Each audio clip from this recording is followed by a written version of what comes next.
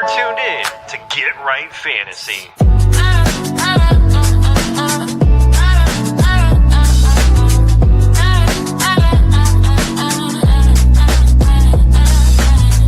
Hey everybody, Adam Rank here. What's up, friends? Daniel Dopp here from the Fantasy Focused Football Podcast over on ESPN. It's Fabs here, Michael Fadiana from Sports Illustrated. You know who you can trust if you've got some questions about your fantasy squad? Want to check out a cool show on YouTube that'll help you get ready for the fantasy football season? Check out the Get Right Fantasy Network. Check out the Get Right Fantasy Network. If you are not subscribed, what are you waiting for? You want to lose your league? Head on over to YouTube. Check out the Get Right Fantasy Network because they're doing everything they can to make you a better fantasy player. You got to get right with the Get Right Fantasy Network.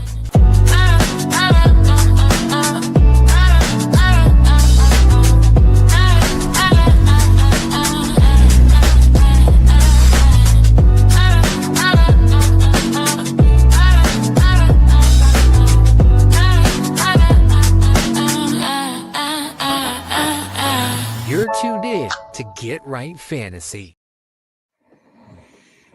What up, world? Welcome back to the Get Right Fantasy Network. I'm Mike Herrick, a.k.a. Classic Mike. Tonight, I'm here with my good buddies, Kendall and Evan. What's going on, gentlemen? How are you guys doing tonight? Great to see the both of you again. It's nice to have a trio co-hosting this show. I know you guys have had some great stuff going on between positivity and maybe some hardships, being new fathers coming up. I mean, congratulations to the both of you too. Yeah, no, I still got a few days left, but I know Kendall's been taking it like a trooper.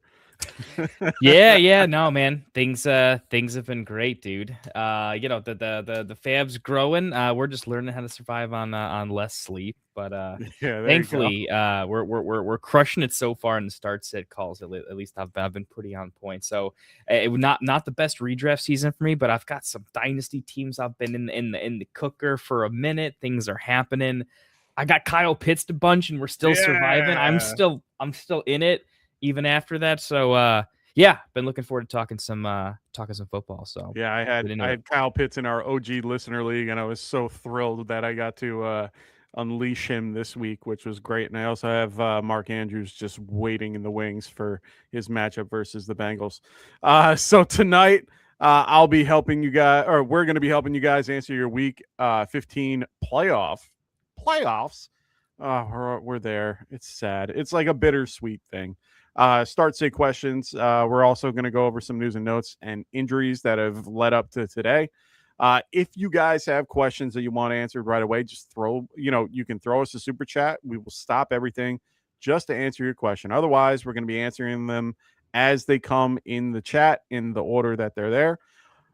Just a quick little disclaimer. Please make sure you guys are using, the format full, half, non-PPR, tight end premium, 12 league, 10 league, based on the question, of course. If you're doing trades and stuff, give us a little bit of a broader, not a broader, we need a little bit more information, specifics. So let us know about that. No bye weeks. So happy no one's on a bye. We're going to start with QBs. Lamar Jackson, ankle limited. He's good to go either way.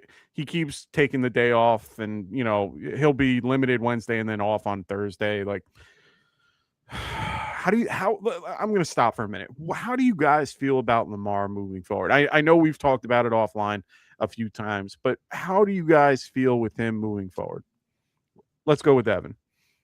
So I am hoping that the Baltimore Ravens get some new coaches in charge of this football team. I think this is an ultimate disaster that has been happening under the Harbaugh regime for quite some time now. They were able to get away with it for a few years just because I think they just had some better offensive linemen and they had some better defenders on the roster outside of Roquan Smith. But I think they have a case of being so predictable that they are losing games as a result of it, and they had to do stuff like get rid of like the ping pong tables in the locker room, and it seems like there's personality issues too, that they're just not taking this seriously enough. And if John Harbaugh can't round up the troops and get them motivated the way Ben Johnson does for my Bears, maybe it's time for a coaching change. And I feel the exact same way about the Steelers too, but we're not talking about them right now. As far as Lamar Jackson goes, my way. as far as Lamar Jackson goes, though, I still say he's a strong dynasty hold. It's just like Justin Jefferson, right? Like Justin Jefferson, you're disappointed in, but he's still a strong dynasty hold. Both of these guys are still in their prime. They are not must-sell candidates. I mean, Lamar Jackson, unfortunately, is a lost cause for this redraft season, but don't fall for a lowball offer in dynasty if somebody wants Lamar that badly from you. Yeah, fair enough. Kendall, what about you? Let's go with redraft. So I guess I kind of have a bit of a boring answer with Lamar, right? The first part is like it's a caveat, right? Of like realistically in redraft, if you have Lamar, you've probably legitimately, due to injury, at least had to dip into the waivers at least once. You probably kept that person on your team, so you're like, you've probably got a decent option against Lamar, right? So you're kind of saying, hey, do I roll the dice on maybe something more consistent, more reliable, your box score, and you're looking like, hey, man, I just can't afford one of these weird things that Lamar's been doing. If I have a rock solid option, I feel real good about it. That's a really short list. Maybe. Right now, I'm just doing Lamar, but the boring answer, it's really just a historical model situation. It's, why do we draft? Why do we like the players like Lamar? It's because on a league, I think, that has more parity than less on any given Sunday. And I think the likelihood of somebody repeating historically what they're doing versus staying in a funk when it's a bit of an aberration, at least from the rushing side of things, I just think he's going to do enough of the time and have enough historical success, at least red zone trips, because of the way, when you've got a quarterback with the type of weapons he has, his legs, it tends to lead to you just moving the chains a little bit. It helps. You see what Caleb's able to do in Chicago, Herbert with the Chargers, with a lot of shaky stuff around him. So I don't want to go on a pro Lamar take, because that's not what I'm doing here. If anything, I've always put Lamar in a sort of I'm under market on him in terms of his passing ability. I've never thought he was an amazing passer of the ball. 100%. I thought occasionally he's a nice competitor. He's got some gamesmanship. He really stays in the game mentally. He wants to go for it, but he's not like Burrow or even Herbert or May or these other guys that have like a poise to them that and a touch. But I'm just going to stay in the flames with the legs. I like Henry, but I don't think he is, outside of layups. I still think Lamar has the chance to give you at least 5 fantasy points with his legs. Gives him enough of a floor where he's just the auto option for me. It feels gross, but again, it's not a pro Lamar take. I'm just going with the math of, more often than not, I think a rushing quarterback like him is going to do just enough, and it gives you some ceiling. Like any quarterback can throw 3 touchdowns. Tyler Shuck looked great the other week. Actually looks pretty damn decent all around. Yeah. But we like running quarterbacks because the oops, I'm the running back and the quarterback today situations unlock this crazy 30+ point ceiling that sometimes you need to roll the dice a little bit. So I'm rolling with them even if it's close. Okay. I mean, for me, I'm just, my 2 cents. I've always been low on Lamar regardless. I've always been lower than consensus. I agree with pretty much everything you had to say and more. He's never seemed to be a very good thrower of the ball. And, he had one great year, which I can't not look at. But at the end of the day, he puts himself into situations that make him less desirable in my mind.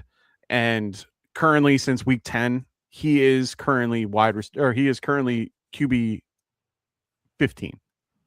He's not even in the top 10. He's more of a QB 2 at this point.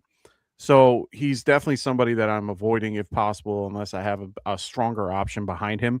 But the fact that guys like Jacoby Brissett, who we talked about last week, he's QB 2 in the last 4 weeks. That's incredible. That's absolutely incredible. Right. So it's just hard to not want to, it's hard for people to go, oh, I'm not going to play Jacoby Brissett. I'm going to play Lamar Jackson. Like my brother has Joe Burrow, Lamar Jackson, and Jacoby Brissett, but he's been playing Lamar and or Joe. And I'm sitting there like, you might want to play Jacoby. Like, he's the better option at this point. Joe's a great quarterback, but he hasn't had the same production. Well, he did, when he came back, but that was in the snow and all that. I would much rather play Joe Burrow over Jacoby Brissett because Brissett's ceiling is 2 touchdown passes because he really only has Trey McBride and he's got an overachieving Michael Wilson to throw the football to in the red zone. Michael Wilson's not even a strong red zone guy in the first place, but he's just being a beneficiary of being force-fed the football because they don't have anybody else. And Marvin Harrison Jr., who we're going to get to pretty soon, is also out for Week 15. Yeah. So Brissett is going to be facing a really tough Houston defense, and I got to give Brissett credit, though. He did play pretty well against a really tough Rams defense. Yeah, he's been playing very well against good defenses regardless. He's passing for 40 times a game. He doesn't do a ton with his legs, but he doesn't need to because he's been throwing the ball well, accurate. He gets the ball out quick. He's a good overall. He's been a great replacement to Kyler and what they should be looking for moving forward. All right, other QBs on the list. Justin Herbert. He's limited, but he was limited most of the week. He should play. There is no indication that he isn't. Jaden Daniels is ruled out. So Marcus Mariota is going to be playing this week. Another guy that's ruled out, Geno Smith. He has been ruled out with the right shoulder and back. To be honest, I'm surprised it didn't happen earlier. He has been banged up most of this season. Every game you just see him, he looks like the Walking Dead. So Kenny Pickett will get the start this week. Brady Cook is also going to be getting the start this week with Justin Fields and Tyrod Taylor both being ruled out. And then here's the fun one. Colts had Riley Leonard from Ohio State. He has been dealing with a knee injury, a PCL injury. He was at full practice all week. They just brought in Phillip Rivers, which good old 44-year-old Phillip Rivers, who hasn't played football in 5 years. I should also mention Riley Leonard graduated from Notre Dame. Well, Notre Dame. My bad. I confused the two guys, Will Howard and him. My bad. Appreciate it. Thank you. But they brought in Rivers, and so they haven't named a starter yet. Who do you guys think is going to be the starter?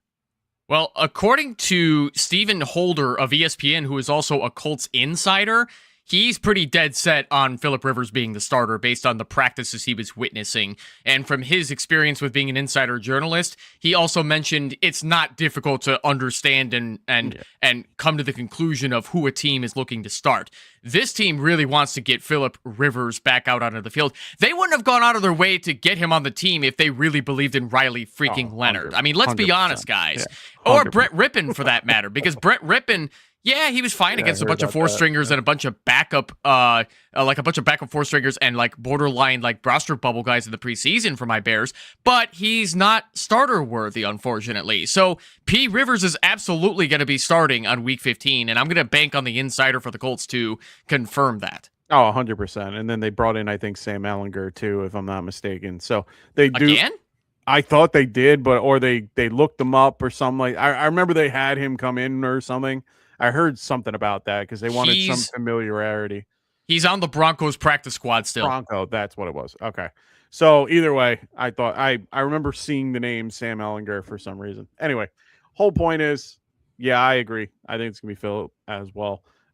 Coming back after 5 years. It's going to be interesting, to see how that turns out, especially in the matchup that they're currently going to have. I currently have him at QB 25 versus the Seattle Seahawks. So it should be interesting to say the least.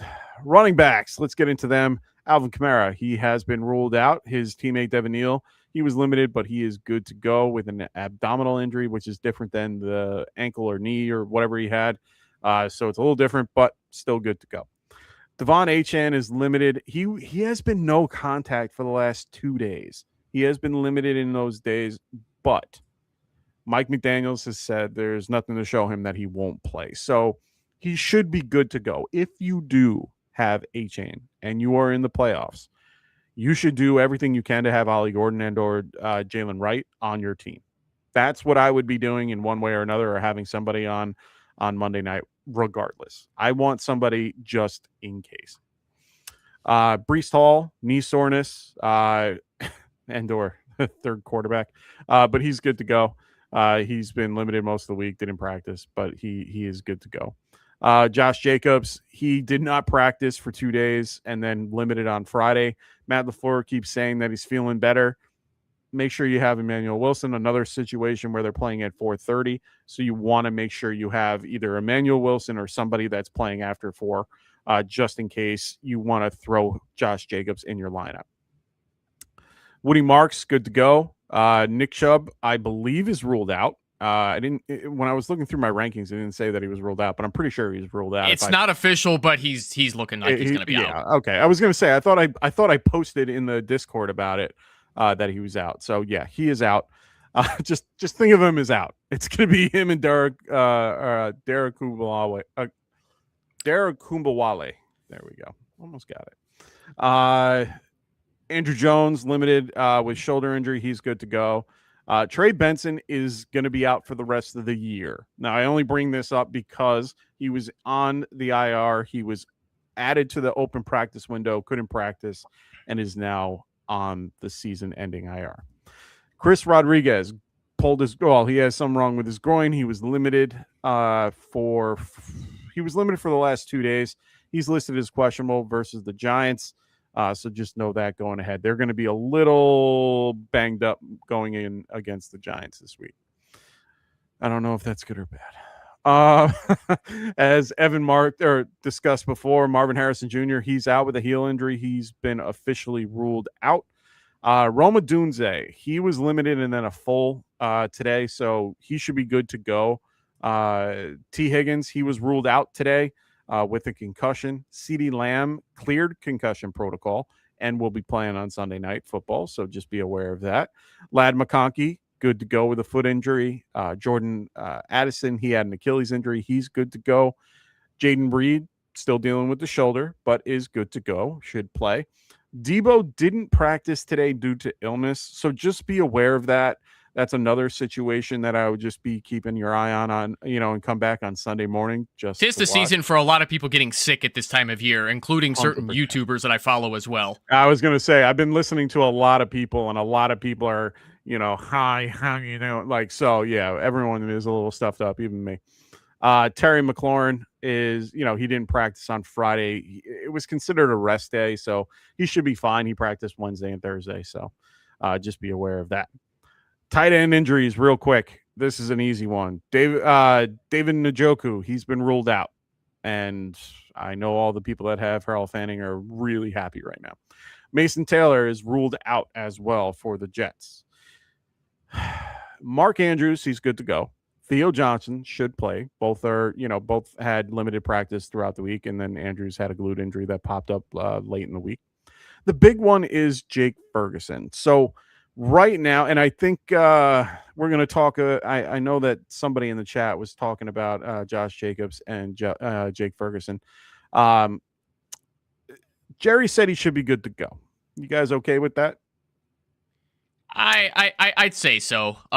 Jake Ferguson definitely wants to get out there, being one of Dak Prescott's favorite targets. I mean, he's been a low-end tight end 1 all season with a floor of 5 targets since week 11. It's a calf injury. Those things do linger. They can be annoying, but being that he's been having limited participants, they have to manage his load a bit because it is a calf injury and they have to try not to overstrain him. I think he will take on his usual volume, and he should be easily a tight end 1, a low-end tight end 1, assuming he plays. Aiden, I appreciate you looking that up and getting that for us. That does make a lot of sense now that I see that. So I remember I did see something about that. Well, yeah, I agree. I think he's going to play. I think they need him. I think this is, crunch time. They want to be involved. They're on the bubble. They're trying to get in. I think they're going to do anything they can to get him in and, give Dak everything he needs. All right. You guys ready to go? Ready to jump into some questions? Let's do it. So we got Jamie. Jamie goes, Evan, man, I'm going to be waiting for the wild animal to jump out from your background.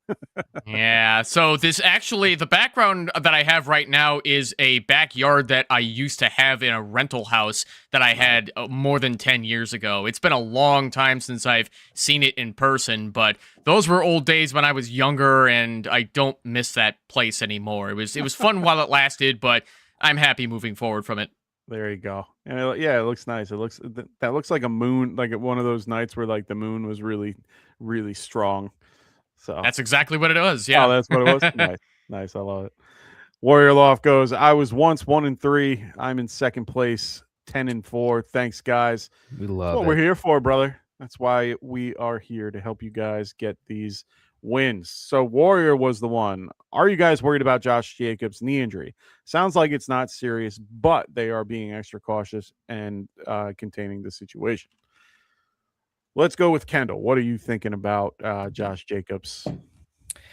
I mean, he's such an auto start where it's not an injury where he's not going to risk not playing, right? So the idea is, how clever are we trying to be here, right?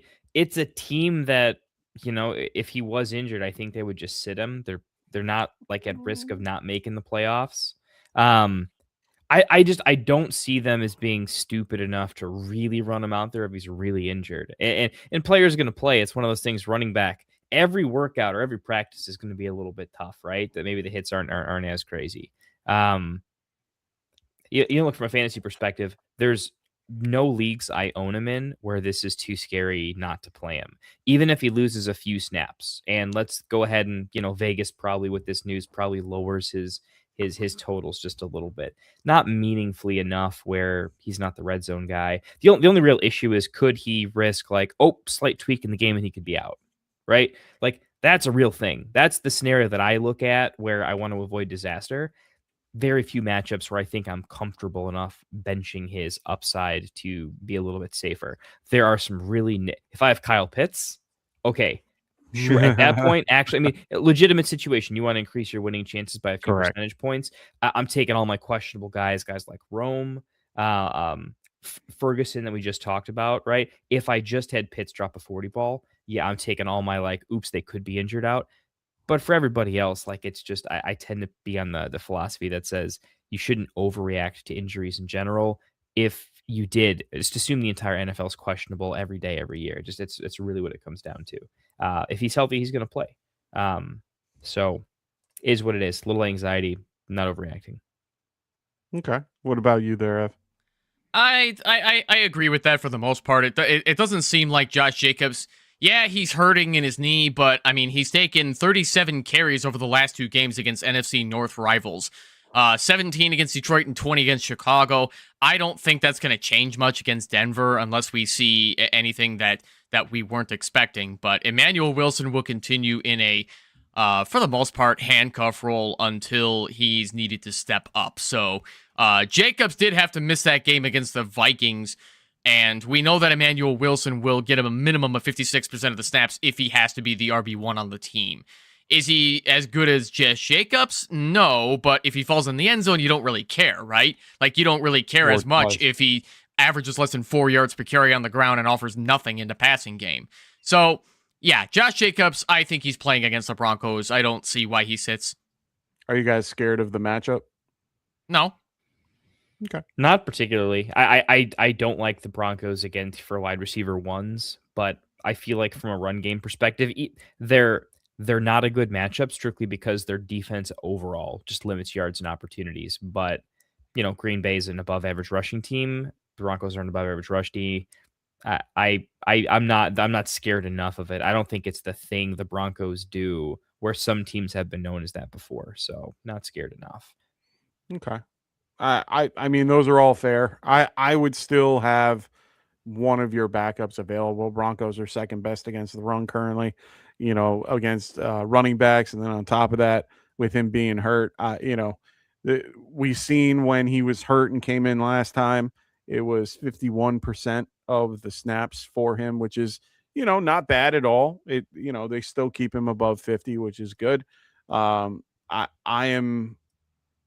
I'm very cautious unless I have something better.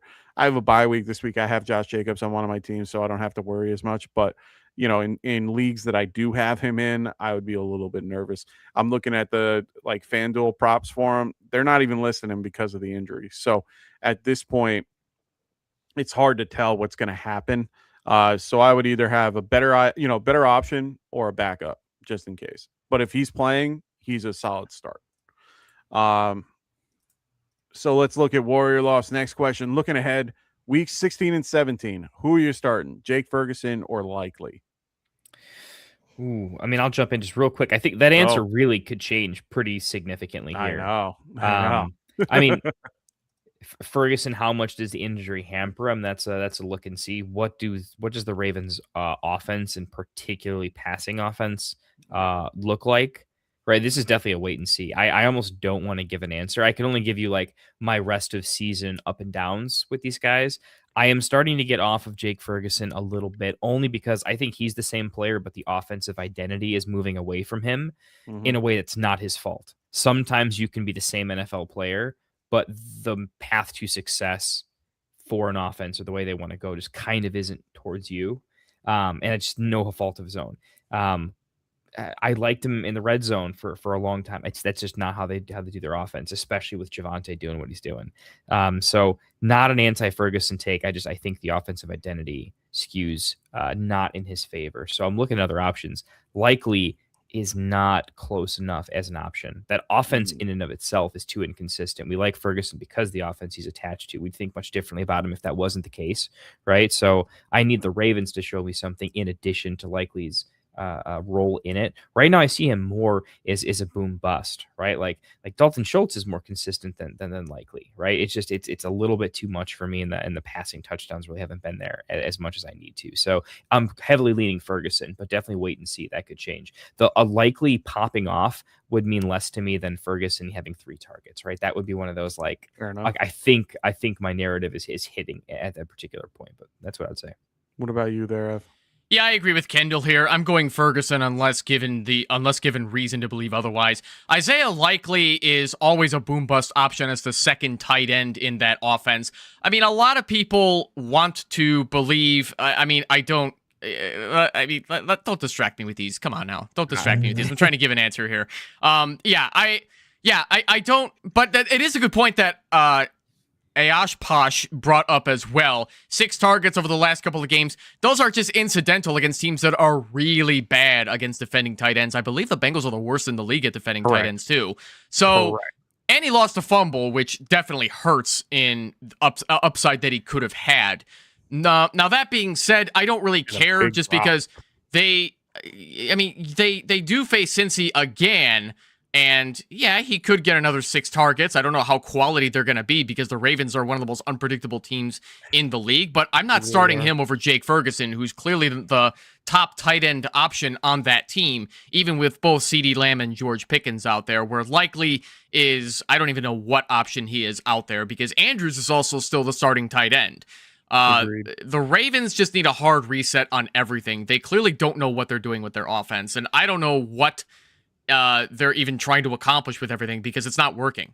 So in the meantime, just give me Jake Ferguson over Likely. Yeah, I'm gonna have to go the same boat. I don't mind the schedule moving forward, with Minnesota, the Chargers, and Washington moving forward. Those are all negative narratives that can work in Ferguson's favor, especially the Washington game during your championship weekend if you get there.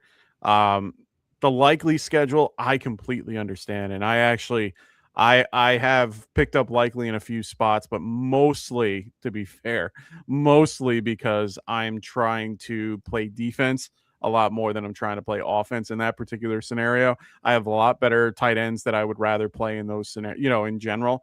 Likely is a little bit farther down on that list. I think I have him on 12, but I have him currently at 12. And it's mostly because of Cincinnati's defense and the history of this whole year has been against the tight end, and pretty much every tight end has gone nuclear against them. So it's hard not to rank him a little bit higher than normal, but that's only 1 week. Next week is not going to be the same. The week after, not going to be the same. Yeah, like Kendall said, I'm willing to just be like, and just go with Jake Ferguson moving forward and get my points in the coming weeks. So you at least have a safe floor with Jake Ferguson, where 100%. Isaiah Likely does not have a safe floor, and I'm not shooting for upside, or I'm not taking any risks in the playoffs. I mean, maybe you disagree with me on that part, but I like a safe floor in the playoffs because I want to at least know that I'm putting myself in the best possible chance to have a victory no matter what round I'm in. Yeah, so, and I mean, even Ferguson has been, we can bring up likely 6 targets in 2 games. Ferguson has been doing 4, 5, 5, or no, he's been doing 5, 6, 6, and 7 the last 4 weeks. So they're essentially, Dak's a better thrower of the ball. If he's just a better quarterback in that sense of the word. It's a safety blanket for him. There's a lot of scenarios that they do it. Having Lamb there almost helps him more because I've seen him where Lamb's not there and Ferguson just tends to not even be involved. When Lamb's there, he's involved because a lot of pressure is off of Ferguson at that point. So I'm going to stick to Ferguson, and especially with the news that we just talked about with him, with Lamb being forward, being active. Jamie, what's going on, man? So he goes start 2 in Superflex Dynasty. Nice. Dart, Hurts, Stafford. They're all in my top 7 rankings this week. I already know my answers. Evan, what do you think? I don't even have to think twice about this one. Well, I do because I don't expect Jalen Hurts to suck all season long like he did with the 4 A lot of people are going to be moving off of Hurts because of the 4 interceptions and the fumble that he lost against the LA Chargers. Yeah, the Eagles are a beautiful disaster this year with all that talent, and yet they can't get it done against teams that they should, in theory, be beating. Now, that being said, Matthew Stafford is a must start. He's playing the Detroit Lions defense that is now without Brian Branch, and even when they had Brian Branch out there, they were terrible at defending the pass in the secondary. So it's not like I'd be scared of the Rams offense, even if the Detroit Lions defense was at full strength. Hurts is playing against a Raiders defense that is pretty much rolling over and just letting teams do whatever they want to them at this point. Maybe Max Crosby is still trying, but it's a lost cause for the Raiders. And Jackson Dart also has great upside against a beaten down Washington Commanders defense that is also pretty much giving up for the season because they're already eliminated from the playoffs. So if I'm going to pick 2 guys, I definitely love the upside in rushing that your Jackson Dart has, Classic Mike. Jalen Hurts, I would definitely expect to bounce back against the Raiders. And then Stafford, that his arm is good for everything against Detroit Lions. And, they're all pretty much in my top 7 as well. But I am... I could pretty much flip a coin for some of these. That's how tough it is. This is a great question, by the way, Jamie. But for the sake of time, I'm going to go Hurts and Stafford for the experience factor. I don't want to put too much on the rookie yet. Ooh, Kendall, you go. I already know mine. Stafford's the easy one in. Top 2 or 3 for me this week. Probably rest of season. That's the auto start there. Like both matchups, Washington I don't think is doing much. Although it's fair to be said that I don't think New York has the best weapons, best feel for their offense right now either. So I feel like sometimes Dart has been overperforming what I think his lines might otherwise have been. I think a better way to look at his production than something to be more consistent. I think I want to look at a larger sample size, like Evan's alluding with Hurts. I'm gonna stay. I'm gonna stay with Hurts here. I'm gonna stay with. There's more paths to that offense being okay. Like the reason we're reacting to that offense being broken is like it shouldn't, and it definitely shouldn't against Las Vegas. It's really the previous game was crazy, but like the crazy mistakes were the weird part. I think more often than not, Hurts is just going to have a better offensive game here. I like Dart. I want to see it a little more consistently. I don't know that Dart's still going to have the same rushing upside. Daniel Jones, when he didn't have the same rushing upside, was a different quarterback for me. It is really close. I just have Dart a few more below Hurts. And if I have to do it, I'll tell you this. If it was a worse matchup for Jalen, right, I would be very comfortable and happy going Dart, right? I went Dart over Lamar for that long stretch the last couple of weeks. This is just it's a Las Vegas team that doesn't have a lot going well for it, right? The Geno, the quarterback situation's bad. I mean, if anything, like this is a game where the Eagles could put up 30, 35, 40 points. Like it could get ugly. That's how bad Vegas can be. The amount of I don't see Vegas doing anything on offense, right? So the Eagles are going to have the ball in the red zone like most of the game, right? Like that's a very plausible outcome. So that's kind of where that's how I'm making my decision, where he's just a few points up in the rankings. Okay. You got to have a tiebreaker, right? And that's what it's going to be for me. Okay. Yeah. The only reason I don't pick Jackson Dart here is because it's a division rivalry game, and those are always weird. Yeah, they can be. But you know what? I'm going to go with Jackson Dart. I know it feels like a homer pick because of who I am and what I like, who I root for. But honestly, it's not. I actually enjoy this particular matchup in general. Giants are favored by 2.5. He's been doing well with his legs, even though they've been trying to tell him to turn it down a little bit, which I understand. 110%. They need to. He needs to learn how to just get out of bounds. There are times to, put the shoulder down, and there are times to just let it go. I also like Stafford. He's a lock. The 55 point over under for me is what I like. That is the one thing that I am just can't wait to watch this game in one way or another. It's going to be a fun matchup as a whole. Just watching these two guys in a dome just go at it. So I'm really excited for these, that particular matchup. So Stafford, Dart, those are my two. Evan and Kendall going with Hurts and Stafford. Let's go to Scott. Scott goes Williams, Knicks, or Burrow, full PPR. This is like an easy Burrow for me. If Burrow's healthy, always start Burrow. I get the tease out. It's Joe Burrow. Jamar Chase is still on the team. I have faith that Joe Burrow could do anything with worse weapons. Very hard for me to not start Joe Burrow. I'm already against Bo Nix in general in a lot of ways. I think I'm going to be right more often than I'm wrong. And Caleb, come on, I got to see the passing game do a little bit better before I'm just ready to run out Caleb as a QB1 right now. So, what about you, Ev?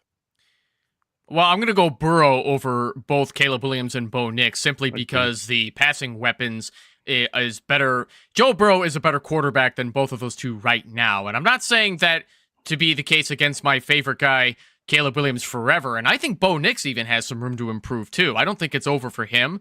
But Joe Burrow is the established veteran with the established passing weapons against a Baltimore secondary that can't even stop a stop sign. So I think that this is going to be huge for Joe Burrow this coming up. I would expect no less than 2 touchdown passes from him. Oh, yeah. I mean, historically, he has done very well against the versus the Baltimore Ravens. Did you almost say Buffalo Raiders? I almost said Buffalo Ravens. I don't know why. I like I've it. had a few beers. I'm a little tipsy. So beyond that, it's at Cincinnati. Just to let people know, in the Northeast and in that particular Ohio area, there is going to be a snow front that's coming through right there. Even Long Island's going to be getting a couple inches from that, which is not rare. It's a little rare for us. That could be a quite fun game as well. Another division matchup that I enjoy. It's going to be Joe Burrow, regardless. It's hard not to play. All right, this is going to be harder for us there, Warrior. Looking ahead at these matchups. So we got the Broncos versus the Jags, or the Chiefs versus the Titans. I know my answer. Wow. I'll say this real quick, right? One, I'm not going to spend a lot of time on this question because at the end of the day, defense has crazy variations. This is not something to go in sports bet because we can outsmart the things happen with 100%. There just isn't that much correlation to just knowing how it's going to go for you, right? Just pick a lane and kind of run with it, right? I'm going to say in this particular case, right, the Broncos are screaming to me right now. But the thing I find interesting is that the Chiefs D is looking better, and they feel like the safest bet to the Titans just not scoring a touchdown. Yeah. The Jags are this weird team of destiny right now. I can't describe it. I keep looking at them being like, the Jags suck, but I'm like, yeah, but their defense has been oddly good. Their offense is sometimes okay. They're somehow plausible. Tell me they couldn't put up 24 points on the Broncos defense. They just randomly could, and I can't explain it. The Titans scoring over 9 points against the Chiefs seems absolutely outrageous. I wouldn't be surprised if they have negative yards at halftime. I'm going to take like the chalky, easy 10 points and probably go with the Chiefs defense as a tiebreaker. 100%. I'm picking the Chiefs here. So, Warrior Loft, the one thing I will tell you is that I do not recommend looking ahead at DSTs at this time. I actually just released a full-length video on my Barely Fantasy YouTube channel. Check that out after the show. Ooh. I do not encourage anybody to stash DSTs for the playoffs because the average points they put up all year long is any unit is lucky to get to 10 fantasy points per week by average. And even then, that data is skewed because of like 1, 2, or 3 weeks where they pop off and they get 100%. maybe a special teams touchdown or whatever the case is. It's too fluid and it's too much of a dart throw to depend on. So I will be respectful and answer your question though, Warrior Loft. I'm gonna go with the Broncos defense over the Chiefs defense because the Titans showed that they can put up 31 points against some talented defenses out there like the Browns. I'm not saying the Browns are a good team, but the Titans are starting to show some signs of life out there because they got nothing to lose and they're going to just throw caution to the wind. Where the Chiefs, I mean, they probably have a little more to play for compared to the past, but I just don't think they have what they used to. I think it's going to be a closer game than it should be. But yeah, I'm going to take the Broncos here just to answer your question. And my answer is the same for your next question about Week 17 here. I'll be respectful here. I will say you should play the Patriots defense over the Steelers defense. It's that easy because the Jets offense is a total disaster. Now, that being said, Warrior Loft, like I said, do not go out and stash any defenses right now. Keep streaming them. Fill your bench with players that you could potentially start in a pinch because your chances of getting more points out of them are higher. Yeah.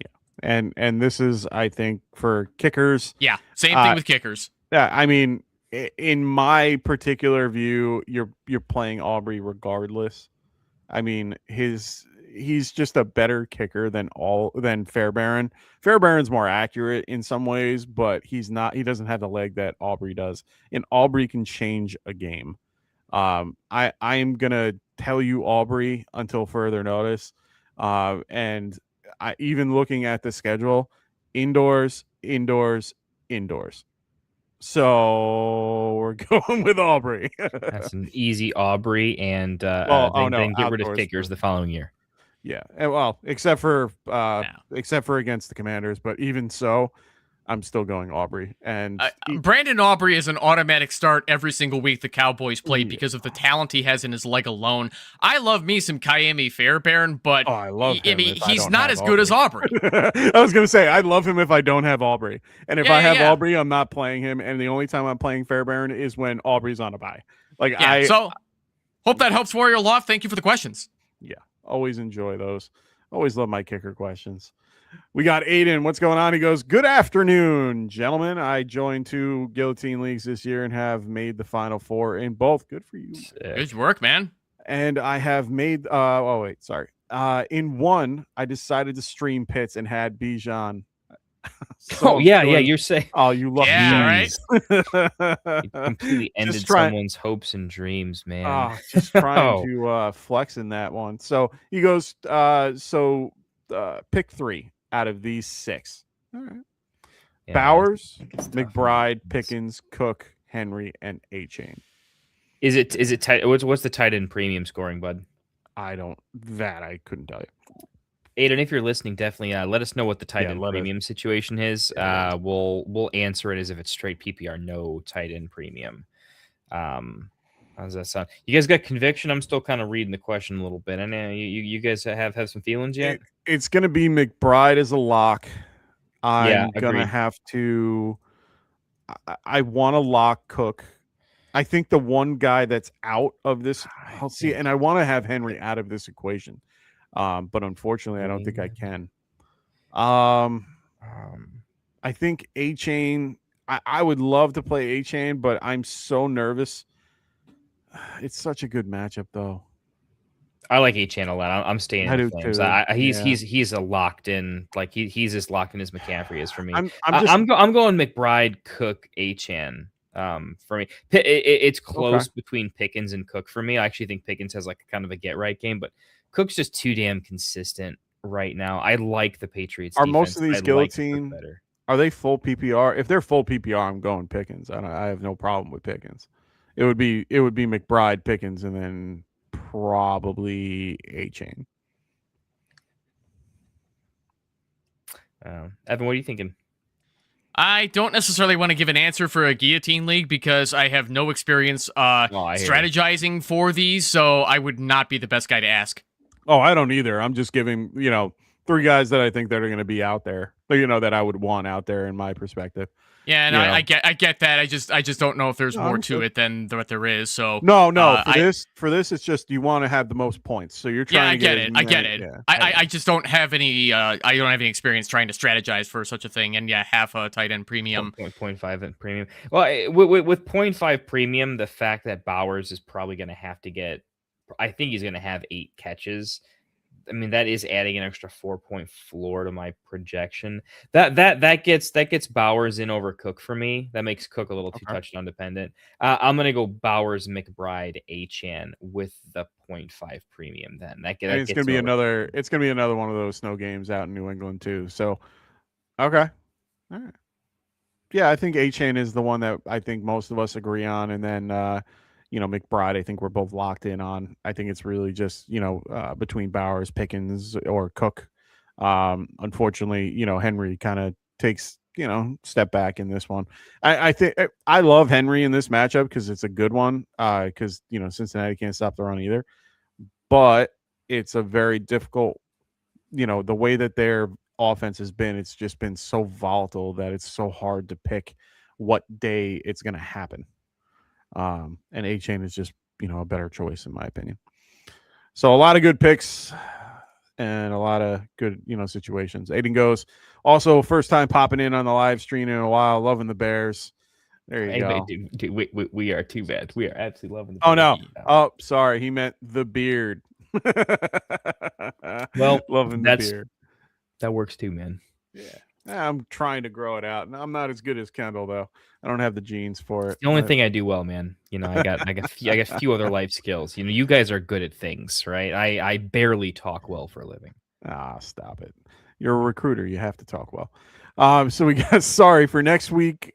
Question: would you start 3 guys in one game? Kyron, Stafford, and Rams defense. In this case, yes. Oh yeah, easy. I get. Don't worry about defense. The defense doesn't matter. Actually, defense running back has positive correlation. Oftentimes, when you have a defense you're happy starting, that typically 100%. Leads to better field position, correlates directly to running back. 10 zone, red zone chances. So easy correlation there. So just don't look at it as 3 and 1. Look at it as 2 and 1. Right. 2 and 1. Yeah. The only time I'm not playing a defense is if it's against that person. Yeah. Then I'm not easy. Yeah. Yeah. No, I would feel fantastic about it. Hold on 1 second though. Hold on. I mean, are we talking week 16 or 15?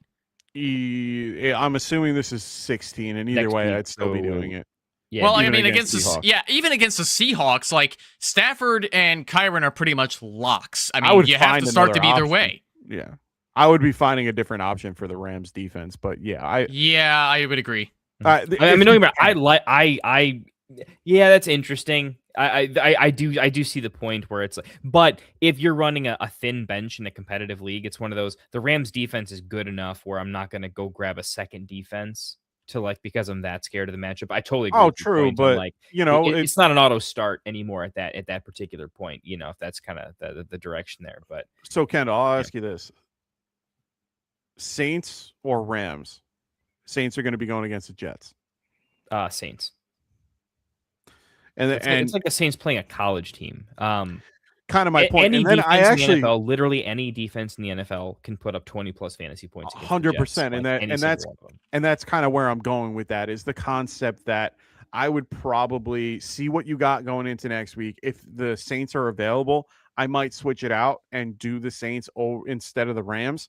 The only other team that I would actually, and this is an unpopular take.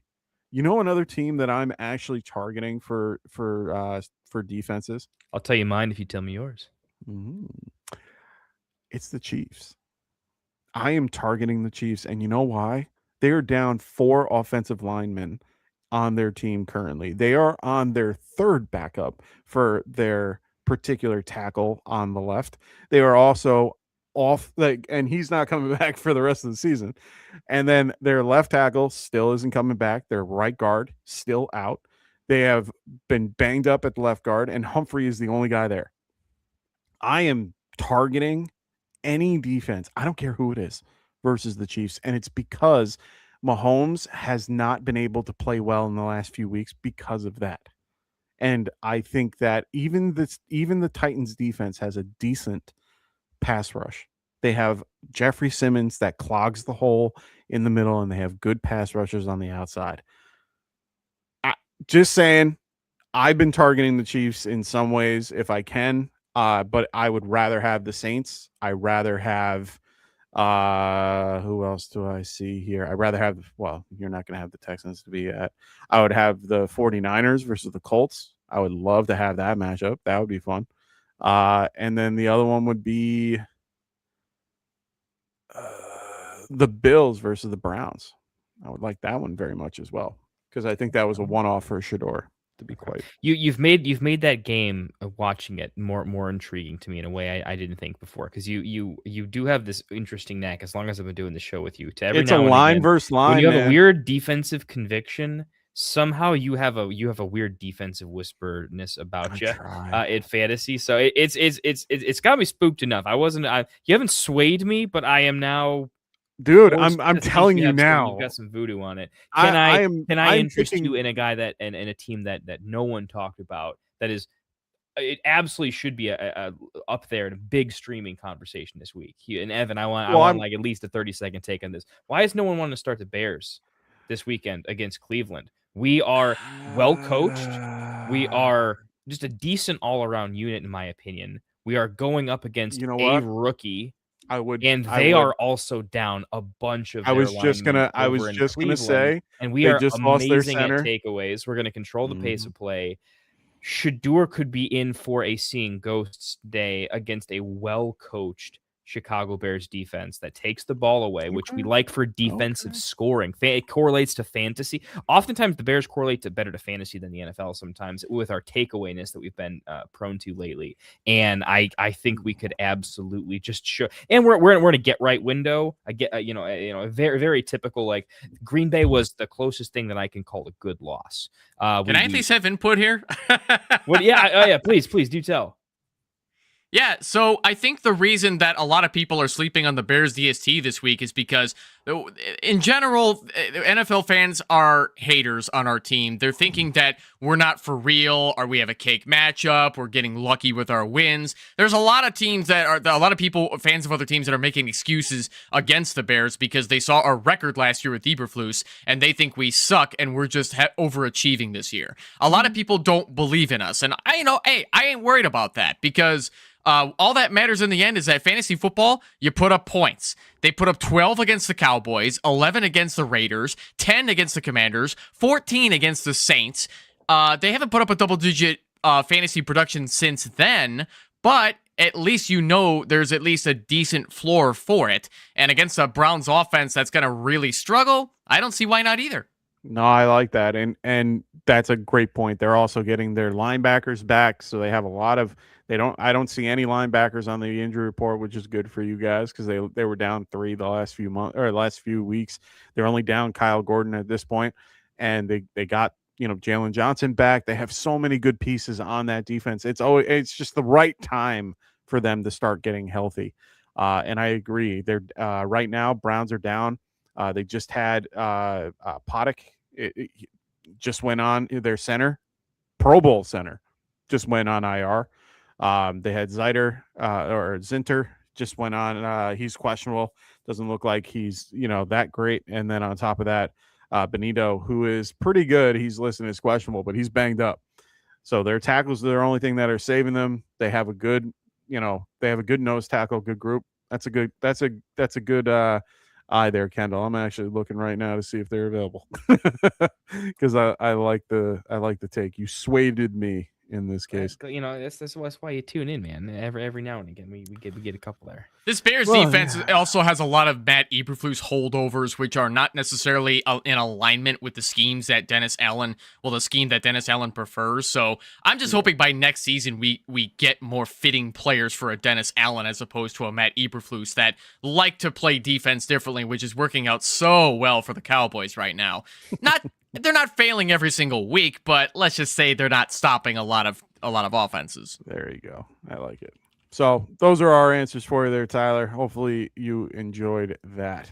Jamie goes, the Browns are without. Oh, okay. So this is back to what we were talking about. That's what we just before. did. Yeah. Yeah. So it was something else that we were talking about. But yeah, it's very close to that. So Aiden goes, first player to get -4 points in one play. Statistics say he's going to average out. Oh, this is about Hurts.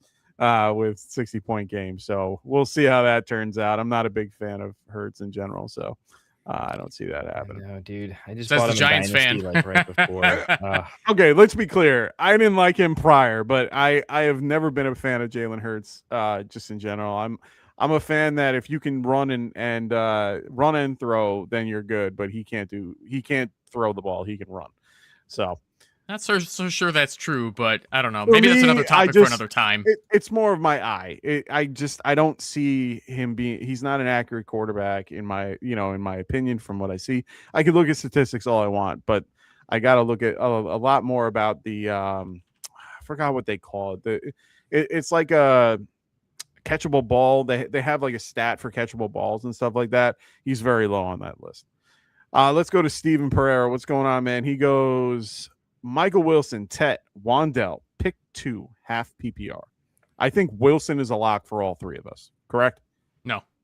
Ooh, interesting. Houston's secondary is fantastic. I agree. They will. Well, hold on. Hold on. They will definitely be planning for Michael Wilson in addition to Trey McBride. They have some of the best cornerbacks in the game, and I don't see Michael Wilson getting double-digit targets that are going to be catchable balls. I mean, sure, it's possible he could get 10 or 11 targets, but I'd be satisfied if he caught half of them. Now, that being said, I'd prefer the safer floor with Tetero and McMillan in addition to Wan'Dale Robinson. I want those two.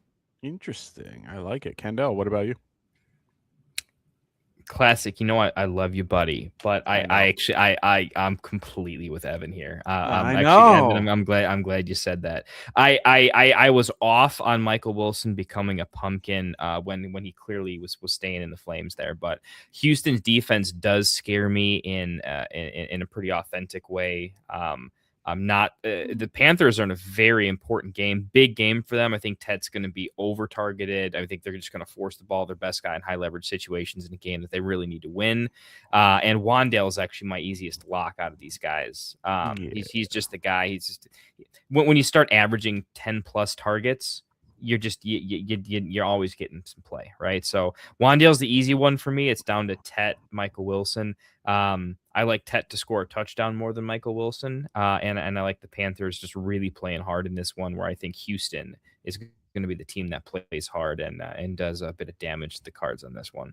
I also think the time of possession is going to be insane. I think it is an absolute smash spot for Woody Marks. I think I'm going to have a few shekels on him running probably over 95 yards, over 100. I think he's going to do some nice work, and there just won't be enough possession time to really let Michael Wilson cook. I'm not saying how you skewed me. I'm not off of Wilson this week, but in this particular case, I know everything's relative. I'm honestly off of him enough that I'm with that. Okay, so Wandell's the guy that we all agree. Yes, I could definitely agree with Wandell here. Wandell, 100%. I'm going with Wandell everywhere I can. Tet, he had 11 points last time he faced him, 8 targets, 5 catches, 60 some odd yards. Now, well, let's remember, he doesn't like being called Tet. He prefers T-Mac. I know. I'm going based on what we got here. So, yes, T-Mac. I agree with your points with the Houston defense. It's just hard to stop the volume that he could see. I understand completely what you guys said. Don't disagree with it in any way, shape, or form. He has outperformed most people every week, even with Marvin Harrison Jr. out, even against good defenses, but I think that Houston is a step above most of those defenses. Including, let me give him the positive take then here real quick. I'll put it this way.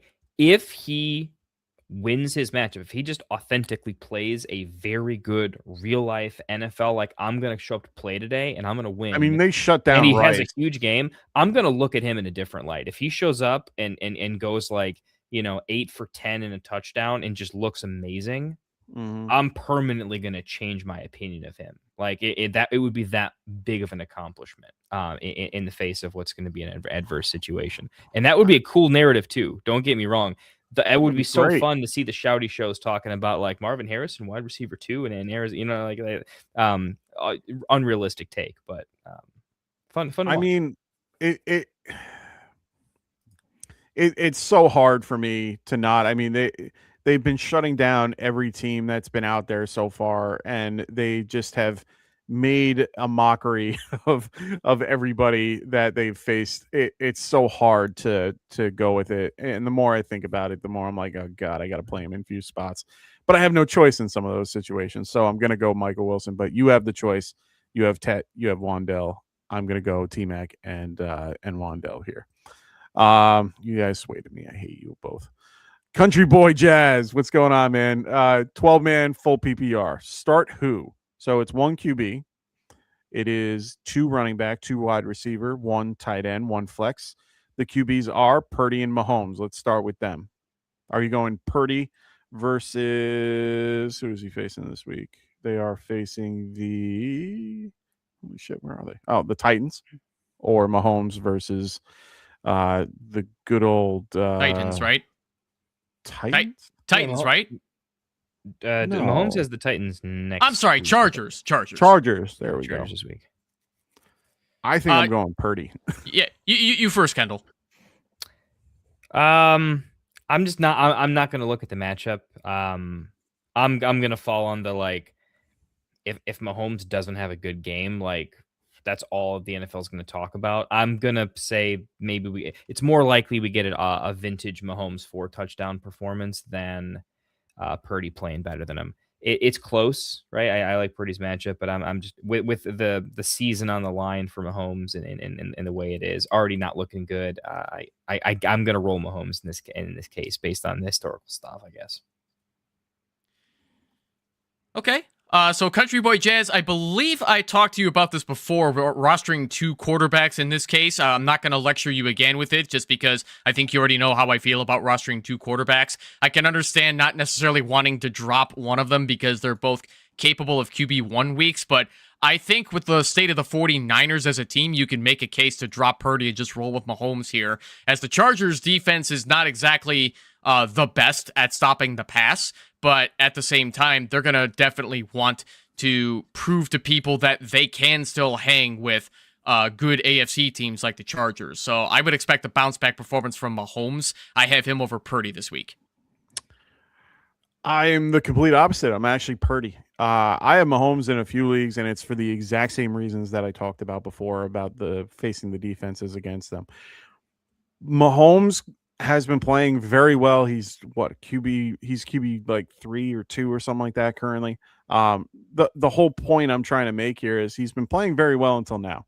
And when you see him lose that many linemen, the game isn't the same. Yeah, they could have plenty of time to plan and do all that. They still haven't been able to do what they can. And the Chargers are on a different level on their defense in general. They have a decent pass rush. They have a lot of guys that are looking to get to the quarterback. They're going to have a rough time versus a very weak offensive line of the Chiefs. Purdy is going to be in a good matchup against the Titans, who give up, right now they are 24th ranked against the QB at this point. I love the matchup. I love the situation in general. And they're at home, so they're favored by 12. I like this matchup a lot for Purdy. And he has better weapons around him at this point that are doing what he needs to do. I understand the concept of the 2 QBs and so on and so forth, but at this point, Purdy is a better option, and I understand why you're doing it. Save him for next week against the Titans. Might have a better outcome, but I like Purdy currently in this particular matchup. My Purdy shares. I have so much Purdy in Dynasty right now. Well, man. I believe me. I hope you're right. Kind of. This is the only caveat, because then I'm looking at the team forward, and he has CMC, Jones, Walker, and Rodriguez, which I think we're all in agreement that it's CMC is the number one. Yep. And then it's trying to figure out who we would go with the running back 2. I'll go Walker. I'm going Walker here. I know Walker grows. I'm still going Walker here. Yeah, I'm going to go Walker and not feel great about it. But yeah, I'm going to go Walker as well. And then we're going to go Olave, Diggs, Jennings, Terry, and Godwin. I'll go Olave and Diggs here. I'm close. Godwin already sure. played, so we can't put him in the equation. Yeah. Godwin's out of there. Something I'm getting good vibes on. No, with the quarterbacks flip, Terry's taking on a play for me with him being. Yeah. I'm gonna go Olave Diggs here. Yeah, me as well. And then tight ends, it's Waller, Strange. It's Strange for me. Yeah, same. Can go Strange. Yeah, I have Strange pretty high this week as well. Let's go with him. Darren Waller, if he doesn't fall in the end zone, he's not worth enough. Yeah, Strange is so good standalone, and he's got to catch a touchdown at some point. He's got that Trey McBride luck at this point. Yeah. But they're targeting him a lot. They like him. And then the next is for the D, Rams or 49ers. In this case, this is kind of like the scenario we were talking about before. I have no problem with Purdy, CMC, and 49ers. I'm okay with that particular group. I forget the matchup, but I think the 49ers have it this week, right? I think they just have a crazy. Yeah, they're favored by 12, 44 points. Yeah, I'm going Niners here if I have the option. I'm not going with the 55-point over/under. Yeah, sure, I hear you. Yeah, so Country Boy Jazz, I'm not sure if I told you this too, but please do not roster 2 defenses. Drop one of them. I would say I can understand wanting to hold the Rams, but they don't exactly have the easiest matchups coming up where they're gonna be in Seattle, which is gonna be tougher for them. In addition to facing a tougher Lions offense, and then the Falcons, which can surprise you. Granted that the Falcons are really only good against the Tampa Bay Buccaneers, but they're not that good against everybody else. But I would rather just play the 49ers this week and go get like somebody else in wide receiver, running back, or tight end that you could have on your bench so that another team doesn't take them. Because you want your best opportunities to come from a flex spot as opposed to a defense where you can only start one. Same reason you don't roster 2 quarterbacks in a 1-quarterback league, because you're only going to start one and the other one is just dead weight. So, yeah. But anyway, for this week, I'm starting the Niners over the Rams defense this week. Awesome. So let's go to Dr. Ken. What's going on, Doc? He goes, want to buy week stash running backs. I might have to use as a RB2 or flex in a couple of full PPR leagues. Would you all feel comfortable rolling with any of these weeks 16 or 17? Come on, guys. We're focused on 15. But I'm glad that you guys have your bye week. No, good question. This is a stash. My running back is the position I want to stash. Like, to add to Evan's answer on the last question, looking at like our RB2 felt a little bit gross. I would want to pick up an extra low percentage dart throw, but when it hits pretty strong, right? I mean, 100%. Like my Devin Neal take is like when I picked him up when he was a complete, just like, guys, I said it was a 5% chance, but it's taken me to the playoffs in several leagues where it shouldn't have. Yeah, and I think the answer to this is absolutely. I think all of these guys are particularly relevant. Do you guys have a favorite if you can only pick one and they're all available? I would want Corum out of this whole list. No one else.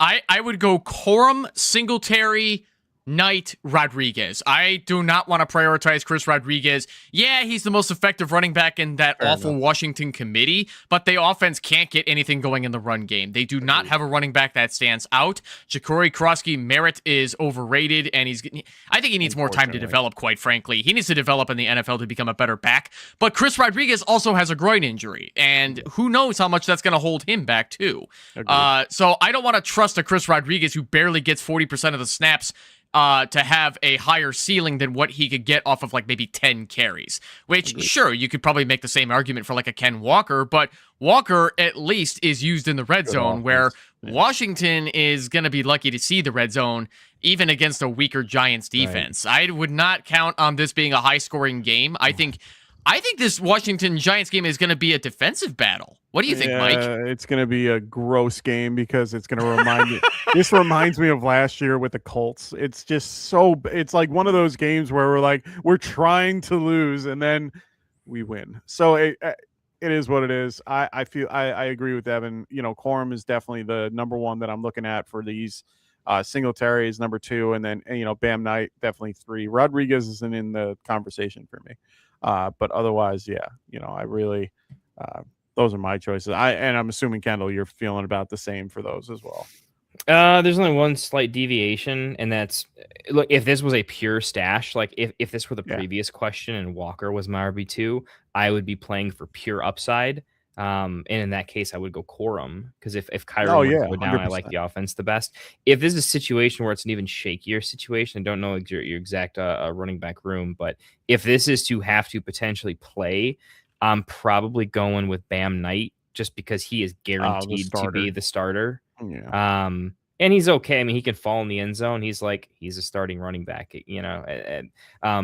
I wouldn't go with him if I was playing pure upside. That's where I want Corum. But the way his question's phrased, that has me looking a little more towards Bam Knight. So if he's listening, you'll kind of make the right call based on what makes sense there. Yeah, I mean, Bam Knight kind of has a James White role, but I do not want to count on that in this terrible, overrated Cardinals offense. And he's got 2 really tough matchups. As much as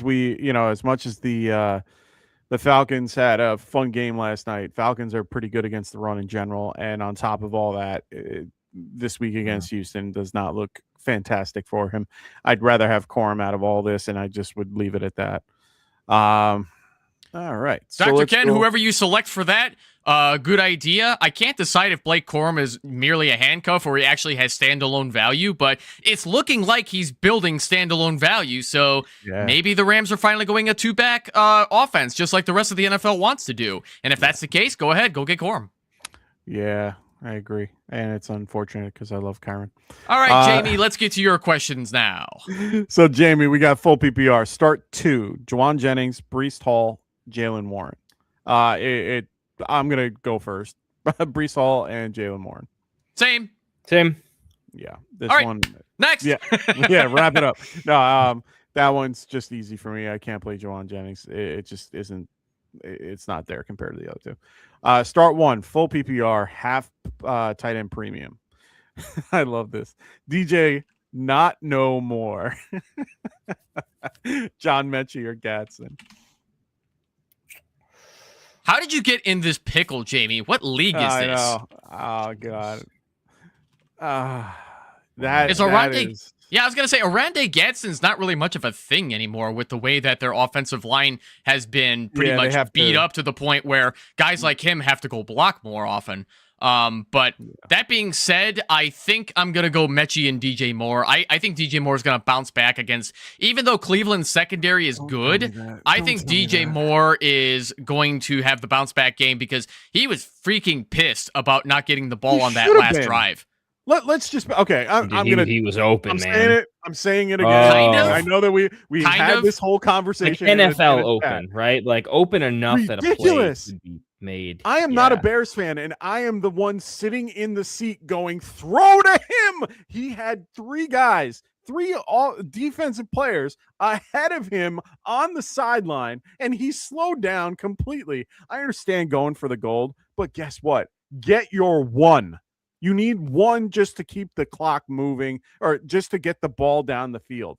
Give it to the guy that can get you that yard. He's right there. You don't need to throw it into coverage. Ridiculous. I think if Caleb did a floater to DJ Moore, it would have easily been caught. And all DJ Moore would have had to worry about is Keyshawn Nixon coming up and having to juke and cross him. And DJ Moore's absolutely capable of doing that. 100%. And you know what? These things happen. I mean, I don't blame Caleb for this. I just think that this was A, an experience thing, and B, when you're playing from behind, it's always more stressful. You don't want to play from behind in a crucial game like that. I am blaming Caleb 100%. You have one guy you have the best wide receiver on your team currently there, and you are not utilizing him at all.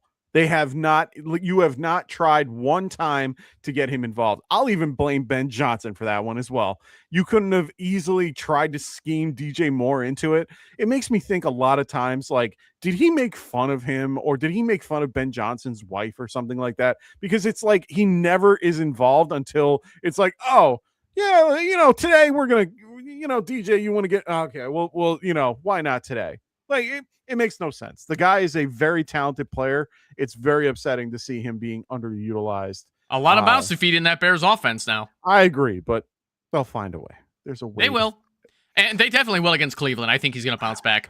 Hollywood Jack 509. What's going on, man? He goes full PPR. Ladd, Reed, or 80 Mitchell. Who we going here? And I think we're all going to lean the same way.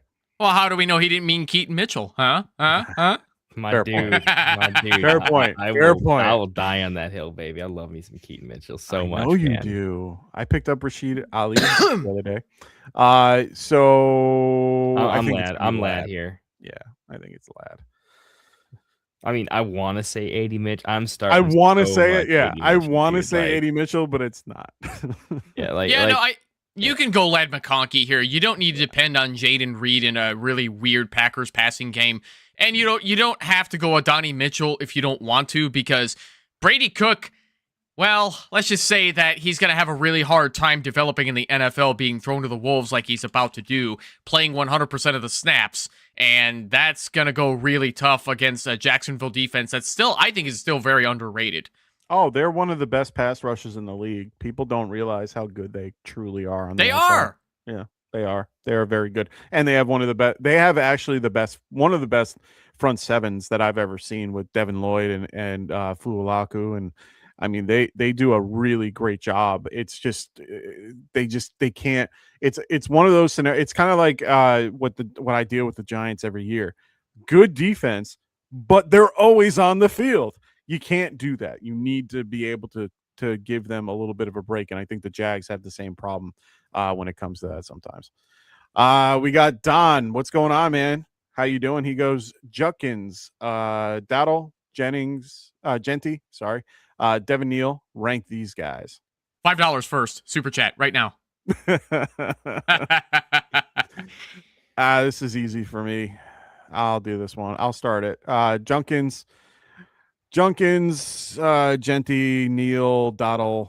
That's my Junkins. I'm sorry. I love when you say Junkins. I'm going to be saying it again in a minute. What do you think, Kendall? I'm just checking the matchup. I'm like pretty sure. I'm checking Judkins. Genty is the only thing I'm kind of checking here a little bit. I'm pretty sure I'm Judkins over Genty this week. I don't like the Raiders matchup or anything like that. But I like the Bears defense against the Browns so much this week. Yeah. Okay, I'm gonna flip that. I'm gonna go Genty, Judkins, and then Devin Neal, and I have Dowdle last. Yep. I just like Devin Neal's consistency. I think he's got. Yeah, I know he came down from his previous targets. I think that maybe goes back up, maybe splits the difference. And he gets the full 5. He gets the full game here when he had like 8 passes in this game. I hate to say this, but I think I got to go Judkins here, just because I think he's going to get a lot of great volume against my Bears. And the Bears are still not necessarily great at stopping the run. They've gotten a little better as they're getting used to the Dennis Allen system, but they don't have the right pieces to make it as effective as they could because, like I was saying earlier, they got a lot of Eberflus holdovers. They don't necessarily match up well with the schemes that Dennis Allen puts out there. So I got to go Judkins as one. And I don't necessarily want to touch that Saints-Panthers matchup because it's a division rivalry and it's going to be weird. I will take my chances with Genty as the RB2. Yeah, and here's the other caveat for Junkins being the number one out of this. Sampson's out. Jerome Ford's on IR. They have nobody else. So Pierre Strong, what are you talking about? Oh, yeah. Forgot about him. That anyway. time, huh? Smokey the Cat, what's going on, brother? He goes, what's up, guys? Was about to play likely over Pitts. Glad I didn't do that. I'd be in a really bad mood if I sat Pitts. Hey, man, I think a lot of people were in your boat. They saw the matchup and they thought, why the fuck not? Guess what? I'm glad you didn't. I actually am playing. I played him and Andrew. I'm going to be playing Andrews, so I'm excited about that. Jeremy Torres, what's up, man? He goes, full PPR, need 2 running backs, 1 tight end. All right. Harvey, Brees Hall, and Walker or Devin Neal. So let's do that one first. Brees Hall, Devin Neal. Interesting. I'm gonna go Brees Hall and RJ Harvey. I really like RJ Harvey. Yeah. What is your obsession with RJ Harvey? I like Harvey. I loved him in college. Absolutely loved him. I thought he was a little mini Kamara. He had great contact balance, just a really savvy pass catcher. Like he was a good enough shifty rusher where I thought he was like a better Tajay Spears as a rusher. Not like crazy elite, but shifty, good, can average a good yards per carry against pretty much anybody without lacking like crazy explosivity traits. And I liked the contact balance, a la like just like a worse McCaffrey or Kamara. He's just slippery, and he's a guy I always saw a different version of James White, where he can kind of just always get 5-6 targets, and he doesn't have to be. He's a guy I always saw in the NFL with, like, if you ever give him 10 to 12 rushes and 5-6 targets a game, he's going to be good with them. He's actually underperformed straight up where I actually thought he was going to be. I was so high on him coming out of college, and I've almost just telling myself, I'm betting on my own take from him in college. I'm betting that like he's better than I even see him in the NFL right now, but we'll have to see. I need to see more of the eye test. I still think he's almost like a little bit of Travion for me, where you've seen Travion, but I haven't really seen it from RJ yet. I'd like to see some more explosive runs. So, but that's why I thought I was more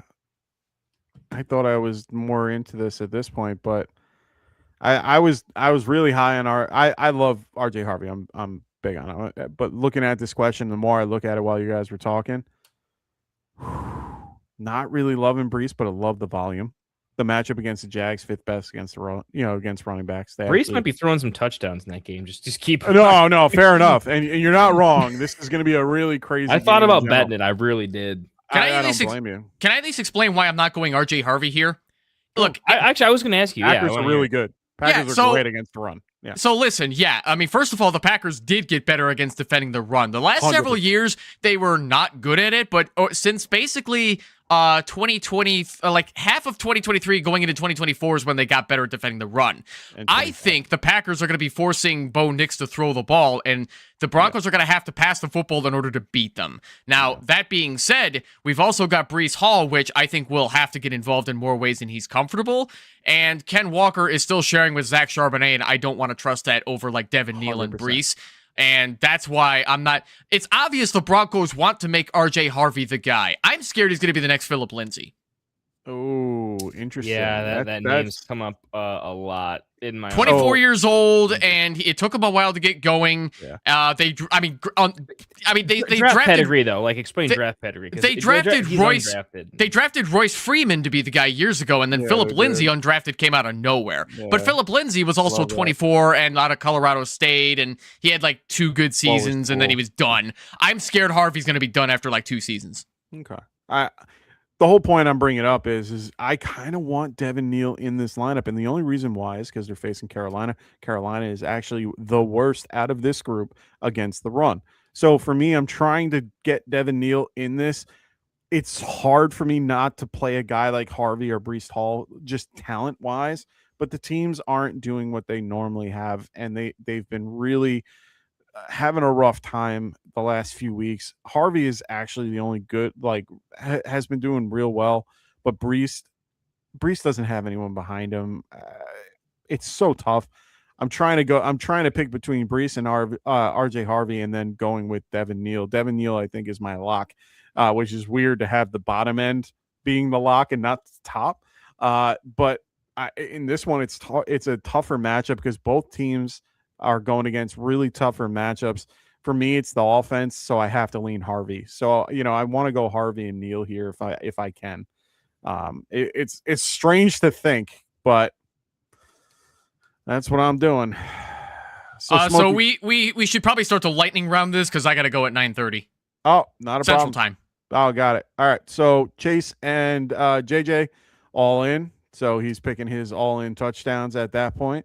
We got Joe. What's going on, Joe Pekka? How you doing, man? He goes, Dottle, Manuel Wilson, if Jacobs doesn't play. I'm going to go Manuel Dowdle. Wilson.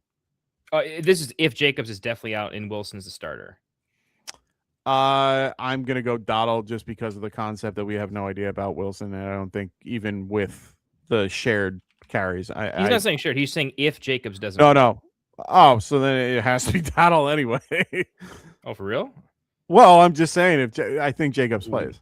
That's what I'm saying. Packers are going up against a tough Broncos defense, and Carolina's going up against a weak Saints defense. I'm going with the matchup. I know that these division rivalry games are weird, but I think Dottle's going to get his. Yeah, and Dottle's been a little cranky the last few weeks, even though Herbert did better against them when they were both, in it this game when they came back. So I'm going to go Dottle for sure. All righty. Jamie got Deep Dynasty League. It's start 11. So now, he was talking about his question before. Yeah. Ride, what's going on, man? He goes, how are we feeling about Jonathan Taylor and Taylor Warren? Would you guys go Woody Marks over Taylor? Never. I don't think anyone would out of this group. Hell no. And then Kincaid over Warren. That's the only one I think we might move on. But I like Warren. I'm pretty, and he's the emergency QB, which I know that doesn't mean much, but I'm still gonna go Warren. So correct me if I'm mispronouncing your name, Rydires Chambers 2041. I don't know if I'm saying that right, but just because the Colts are down to an emergency option at Phillip Rivers does not mean that you have to start benching all the Colts. Taylor will get his, and also Tyler Warren will occasionally get his in plus matchups, but I would still rather go Kincaid if he's healthy because the Bills definitely revolve their passing game around the tight end, just like the Packers do. Yeah, and Taylor's going to get his with Rivers. Rivers is a smart man that will check down to the guy that he knows is going to get him, and do well with him. So, I'm not and I know you have Harvey too, but if there's a way that you can start all three, do it. All three running backs. I would start Kincaid over Warren, but if you could start all three running backs, do it. Yeah. I agree with everything you guys just said. Couldn't have said it better. Galaxy Pickers, what's up, man? He goes, what's up, gents? He goes, Goddard, Parkinson, or Waller. I'm looking for the most solid floor play going up against AMC. I'll go Goddard here. Go Goddard here. Yeah, I got to go Goddard. He's just the better floor, and I agree. He's just the other two guys are like the definition of touchdown or bust. Boom bust stuff. Yeah. So that's all the questions we have tonight. Thank you all for joining us. We really do appreciate it. Please make sure, if you haven't already, please check out Underdog Fantasy. Please use promo code GetRight when you register, and they will currently are running a few promos. They got win your money, win up to 5,000 times your money. Play 5, get 75. So make sure you guys use that, and you will get this. There it is right there again. So make sure you guys check out Underdog Fantasy using promo code GetRight. Also, check out our affiliate podcast as well with Phil Ruskin at the Extra Point on Tuesdays and or Wednesdays, and then as well as Kendall on the Fantasy Football Tavern, as well as I got to change this graphic for good old Evan at the Barely Fantasy as well. Check him out on YouTube. He puts out stuff every week, right? It's not a certain schedule, but I put out a lot of YouTube shorts. I just uploaded a new full-length video. Right. Please subscribe to me, Barely Fantasy, on YouTube if you haven't already, because stuff will still be coming, even during the off-season. I love it. So make sure you guys check out Evan at Barely Fantasy as well. You guys got one question left. You guys can do it? Yeah, let's do it. All right, it's a quick one. Purcell, Higgins is already ruled out, so take him out of your lineup. So Noah. I think it's Jaden Higgins. Well, either way. Purcell, Jaden Higgins, and Pierce. Who are you going with that group? I'll go Jaden Higgins here. I'm going to go Jaden Higgins here. I think I'm going to go Jaden Higgins as well. I really want Purcell to do well, but I just can't trust it. So I'm going to go Higgins as well. So I hope everyone has a wonderful rest of their night. I hope everyone has a wonderful week 15 as well. Please make sure you guys check us out. I'm going to be here hopefully on Sunday. Still waiting on the wife to have the baby, but I should be here on Sunday, hopefully. Other than that, I hope everyone has a wonderful week 15, unless you're facing me. We'll see you guys soon. I hope everyone has a really great night. Peace out. Uh.